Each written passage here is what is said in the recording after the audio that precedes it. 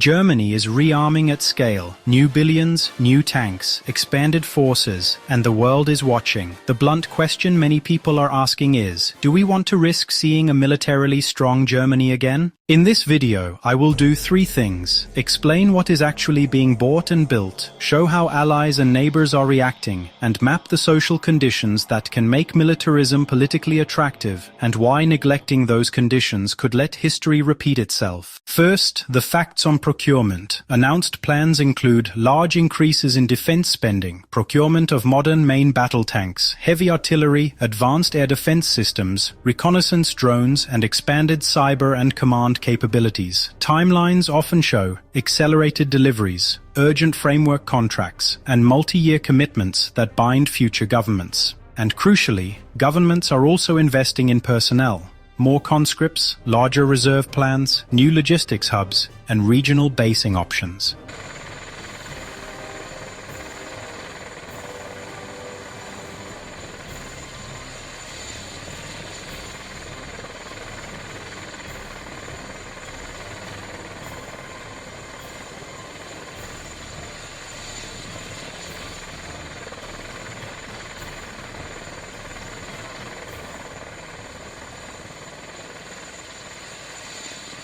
But numbers alone don't tell the full story. What matters is doctrine, how these forces are meant to be used, what checks and balances exist, and how procurement decisions are governed. A spending program tied to clear defensive doctrine and parliamentary oversight behaves very differently from one that isn't.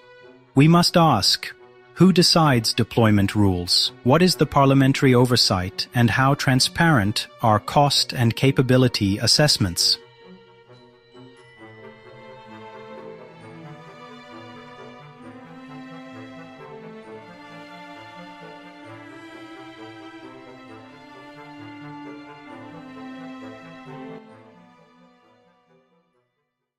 Second, international reactions. NATO allies hold internal consultations. Some welcome greater burden sharing. Other neighbors voice unease, demanding clarity on missions and transparency on timelines. Media commentary ranges from relief to caution, and the tone of diplomatic statements matters because it builds or erodes trust. Third, the domestic context that determines political outcomes. There are three broad social dynamics to watch. Number one, economic stress. Certain regions face factory closures, skills displacement, and stagnating wages, while costs of living rise. Number two, political polarization and the growth of populist movements that offer simplified solutions to complex problems. Number three, declining trust in institutions when citizens feel politically unheard or economically abandoned. Taken together, these trends create a political environment where national strength in the form of a strong military becomes an attractive promise for people looking for stability and pride.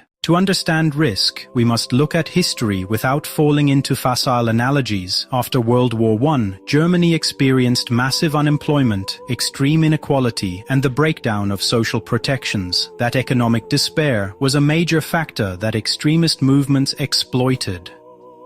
Social policy failures, weak redistribution, cuts to services, fragile labor protections helped convert economic grievance into political radicalization. Important differences exist today. Democratic institutions are stronger, international law and alliances create higher costs for aggressive moves, and Germany is embedded in NATO and the EU. Memory culture and education are also robust forces that make a direct repeat less likely.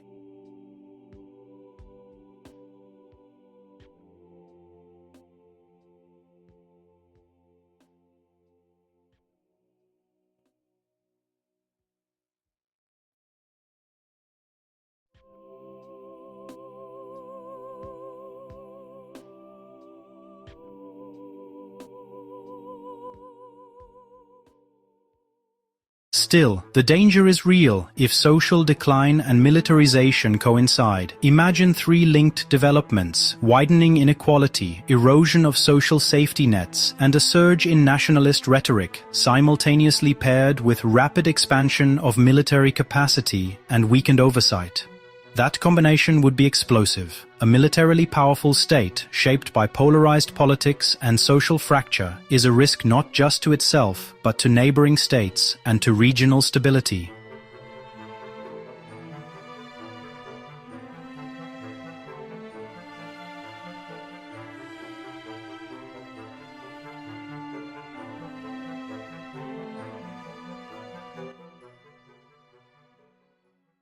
Let me give concrete, realistic examples of how this risk can play out. Example 1. If procurement decisions are rushed under political pressure, costs overrun, parliamentary debate is sidelined, and a sense of grievance spreads in the regions losing jobs, then political entrepreneurs can exploit that resentment. Example 2. If defense industrial jobs concentrate in a few regions, local economies become dependent on military spending, creating vested interests that push for continued expansion, even when broader strategic justification is weak. Example 3. If political actors use external threats to justify domestic crackdowns or limit civil liberties, the democratic fabric frays and policy feedback loops harden.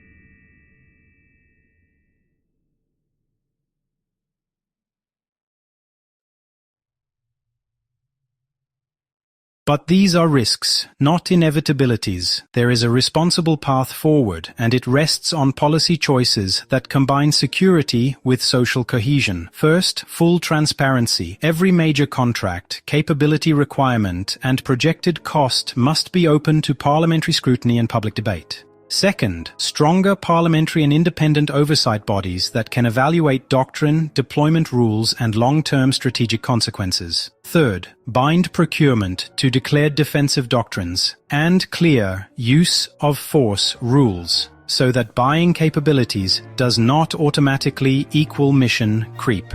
Fourth, social investment must go hand in hand with defense spending. Progressive taxation and targeted job programs for regions losing industry blunt economic grievance. Retraining, stronger unemployment protection, and investments in housing, healthcare, and education keep communities resilient.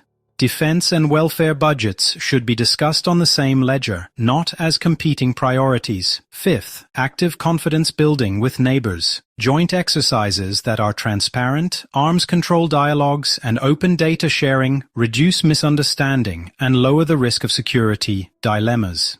Sixth, invest in civic education and historical memory so that society retains the moral and political immunities that prevented the worst outcomes in the past. Now let's lay out plausible scenarios in plain terms. Scenario A. Responsible modernization. Germany modernizes capabilities inside a transparent, alliance-oriented framework. Parliamentary oversight is strong. Social programs mitigate local economic harm, and joint European security mechanisms strengthen. Outcome: regional stability increases. Scenario B. Risk dynamic. Procurement accelerates with weak oversight, social fractures deepen, and nationalist rhetoric grows. Vested industrial and political interests push for more power. Outcome: distrust grows among neighbors, and an arms spiral becomes likelier. The difference between these paths is less about equipment and more about governance and social policy. So, what can citizens do right now? First, ask representatives concrete questions, demand published cost-benefit analyses, request parliamentary debates on doctrine, and insist on clear deployment rules. Second, support local economic programs that help workers transition from declining sectors. Third, join or support civil society initiatives that promote historical awareness and democratic resilience. Media also has responsibilities. Avoid sensationalism, verify claims about threats or capabilities, and provide context that links security choices to social and economic policy. Practically prefer long-form analysis over headline-driven panic.